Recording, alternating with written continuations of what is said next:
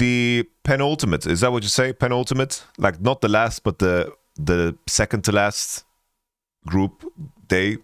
Nah, who cares? We don't need to use complicated words. I'm YamatoCannon, and I'm here to break down, of course, the final round, which is round 5 of the playoffs. Guys, I have to say, some of the draws we've had have been absolutely atrocious, all things considered. I think that we've never had such bad draws. We started off with a top esports Bilibili, and then followed up with a FlyQuest versus CFO because T1 played against Fly and CFO, right? So that's where games that occurred and happened. And then MCOY versus, of course, T1. So there's that, you know, there's that. In regards to today's games, it's like Bilibili. I don't know what they were doing today. Like the dive on Ambessa was so disgusting. At least they bounced back in this one. Good game from Knight. I don't know what their head is not in the game at all. Like Bin is not looking like himself. All these Nico players, even Keria today on Nico looked like atrocious in terms of the angles. Besides like one fight today, Keria got like a good combo in. Like both T1 and Bilibili, these are 2-0s. We all expected 2-0s, but we expected 2-0s like in 28 minutes type shit. Especially with some of the drafts they had. Like this blue side draft should be all Bilibili classes against VKS that have, you know, a hard time like entering spaces. But this game was rather easy for Bilibili, I would say, because but still they just gave Ambessa kills and it was very, very ugly. The second one was even uglier because Bilibili was super far ahead in the early game. LeBlanc was like 7-0 with Mejais, and then they just gave like a dry ace into top side. And this team, of course, on blue side is very, very scaling. And then Bilibili found some catches left and right, but some of the play from On, some of the play from Shadow, some of the play from even Bin as well, it was just downright ugly. Like watching Knight play on this team at this world, like it basically looks like an unranked to world finals run, and he's like here doing it for YouTube, you know. Like Bilibili is a team that has no damn soul at all. I would say though, like if I'm looking at Bilibili against the matchup against top esports, I wouldn't be surprised at all if they just win. There's something about those regional matchups that just function very differently, and Bilibili has got top esports number. Like they just seem to have their number, but more on that later. T1 was 100 Thieves too. Like I made this tweet that kind of summarized everything in a neat way. Where I do think that the drafts of 100 Thieves were very difficult to play. I thought that they had the weaker drafts. They managed to throw away the majority of the game in the same spot in game 2. It was a lot more egregious with the Pantheon and the Rumble over the wall when Akali was not ready to fight. MVP, like Quid played better than anyone in the series, which is incredible to say when you have like T1 players in the lobby, you know. Like this was absolutely a tremendous performance from Quid. He just made sure that his you know, his price tag just went up, bro. His price tag just went up, which is giga base because teams want mid laners, you know. KC Quid would be a sick one. Team Liquid Quid, or it's an obvious one. I think the Quid just increased his price tag and did it in a stylistic fashion. I have to say, 100 Thieves, I really, really respect them for the run here. I think that you can even make the argument that these guys were the best performing Western team. I understand, you know, G2 made it through and FlyQuest have won games, but keep in mind, it's like 100 Thieves had a horror draw. They beat Bilibili, you know, when nobody else thought that they could. Obviously, it was the opening game.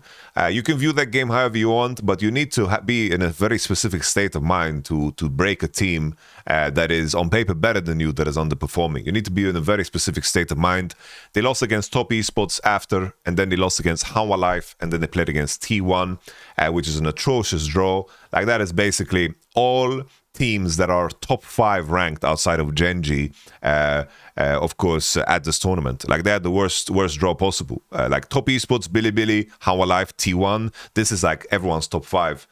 Some people put AL higher, whatever. I get that. CFO higher, whatever. I'm just saying, at the beginning of the tournament, you would look at this and you think that this is one of the worst draws in history, you know. And I'm pretty sure if 100 Thieves beat T1 somehow, they would play against CFO. That would be the toughest draw, and then they would play Genji in quarters if they made it through. Like I think like Riot. Like Riot really they rigged the draw because they wanted 100 Thieves to look bad because they're a guest team, you know. Like it would be bad if they made damage. But nevertheless, 100 Thieves.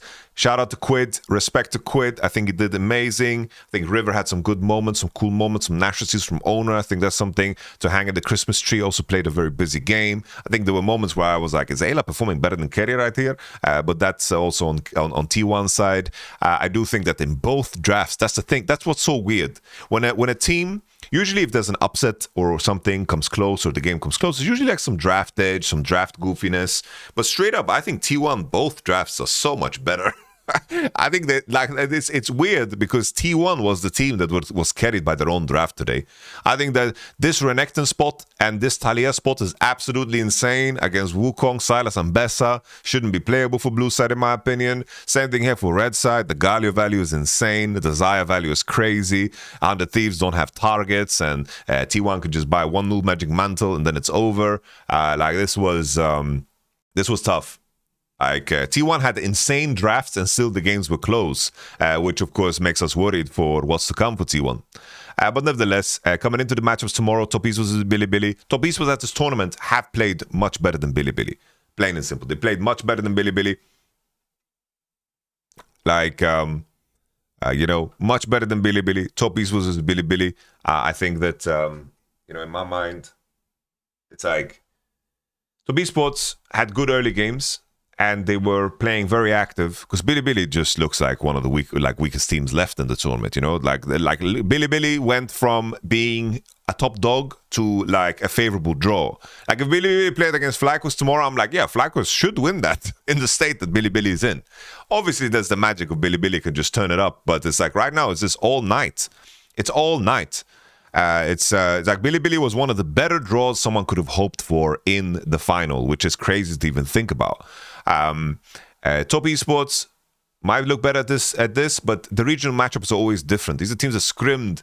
These are teams that scrimmed each other, played each other. I do feel like if I'm predicting right now, I think that Bilibili should win because the regional matchup is just a little bit different.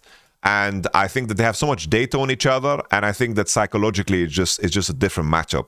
It's like they're playing this matchup in China. I think it just causes for a unique circumstance. And regardless of how shit Bilibili is, I do think that as a team that has their back against the wall, which has happened many times, by the way, many times their backs is against the wall. I do think that they just manage pressure better. Like looking at their players, they just manage pressure better.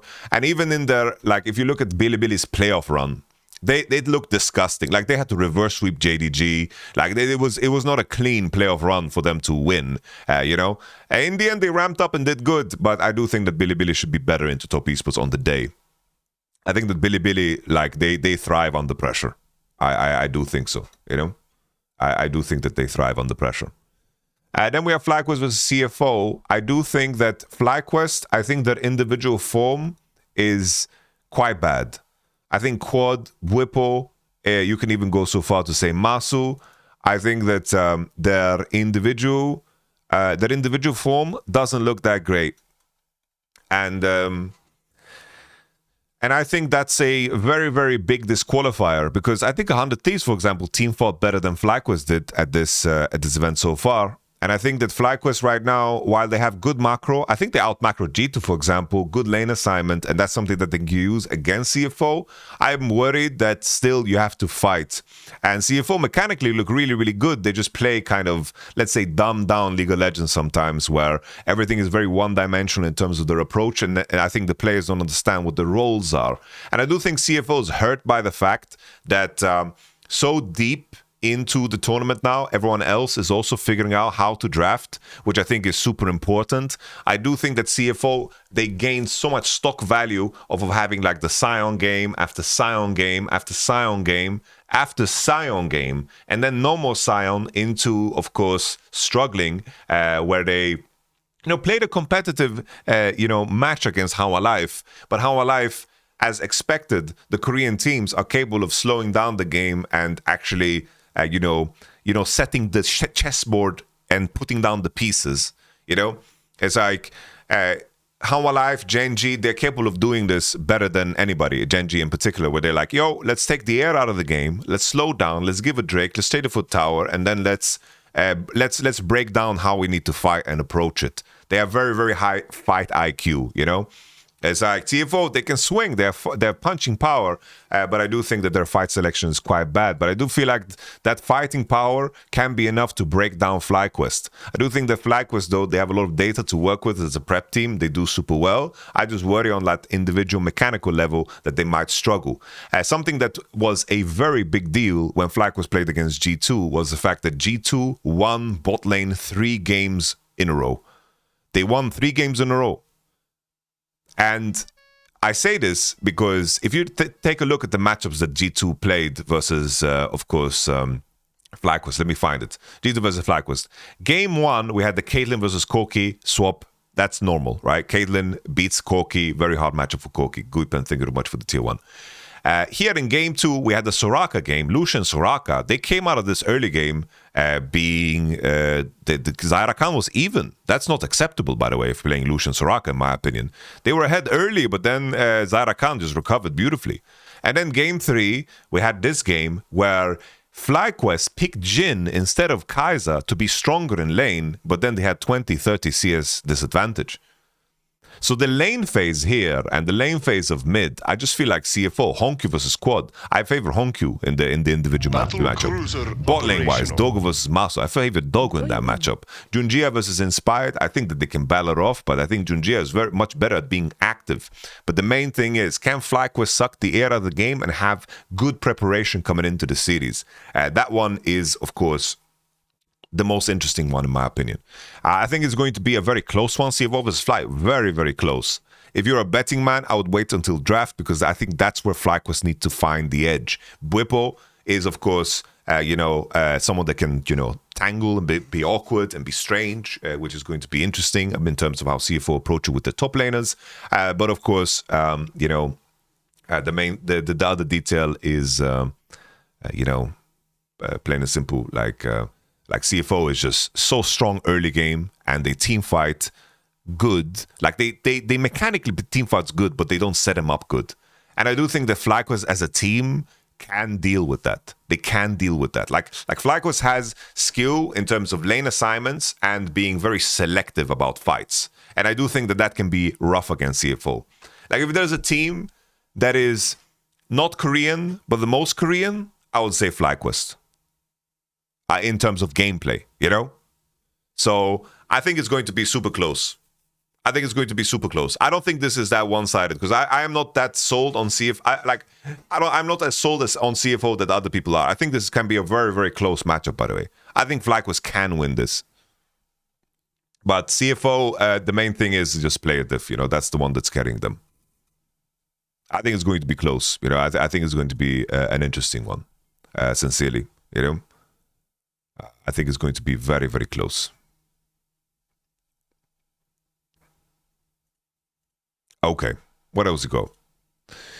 What else we got? All right, so we have T1 versus MCOY. You want my thesis? It's like obviously T1 is favored. They should win. They should beat them. My main issue is Super's form is just ass. Alvaro's champion pool is a little bit too limited in my opinion. And I think this is something like Gumayushi is looking good. I think that's someone wrote cringe one gets through beating 3 Western teams. Don't tell me you don't hate this. The thing is, it's like T1 has higher chances of drawing a Western team because they are a Korean team, so it removes one from the pool. T1 is one of the teams that you don't want to draw, so it's like that's not like completely crazy that happens, I think it's okay. Anyhow, T1, they didn't look good today. They haven't looked good at this tournament. Keria has been kind of missing. Owner has been good sometimes, bad sometimes. Doran has been looking very inconsistent. Faker has been good. He's been quite clutch, I would say. But Gumayushi has been very stable. I think very stable, especially this series, which is crazy that was necessary against 100 Thieves. What are we saying, bro? Nevertheless, I think the main issue, right, what the MCOY fans didn't understand, I was saying, they were I don't care how they play. All I care about is that they make it through. You're a hater. They were doing this shit, emotional fans. The thing is, their form was really important Because now T1's form causes some question marks. But MCOY, in terms of their form and what they show against Team Secret Wales, that provides zero answers. I don't think that MCOY is going to do anything. And I think also, if MCOY is going to do something, it is because, like Jojo Pune is just playing crazy. But I doubt it. I don't like what Mirwin has brought to the table at this tournament outside of Kesante. I don't like how Super's been playing. I think Alvaro is too small of a champion pool, and Elioya and Jojo Pune can do well, but it's like, look who you're playing against. If you struggled against Team Secret Wales, bro, T1 has the strengths of Team Secret Wales on crack and more. So good luck, Good luck is all I say. But pressure's on T1, not on MCOY, I think MCOY could have lost to Team Secret Wales yesterday, and that's what it is. So we'll see. I'm looking at how the bookies are saying, bro, damn, the odds already shifted. Billy started as the underdog, and while I was talking, they became the favorite. That's crazy, no? That's crazy. Someone says T1 looks shaky as hell, but the thing is, MCOY look even shakier, bro. Bro, Billy started as betting favorite, and then it dropped to them being underdog. Sorry, I said it wrong, but you get it. FlyQuest is heavy underdog according to bookies. And not heavy, but like underdog. And then T1 is heavy favorite, of course. That's crazy.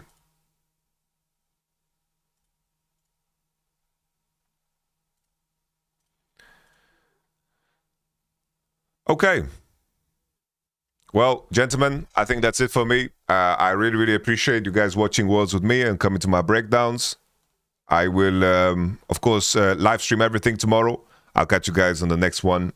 And take care of yourselves. Of course, the coverage of Worlds is going to continue as per usual. Only love to all of you. Thank you very much, guys. Appreciate all of you. Cerberan, thank you very much for the MCOY win. Tier 1. Thank you very much, guys. Bye-bye.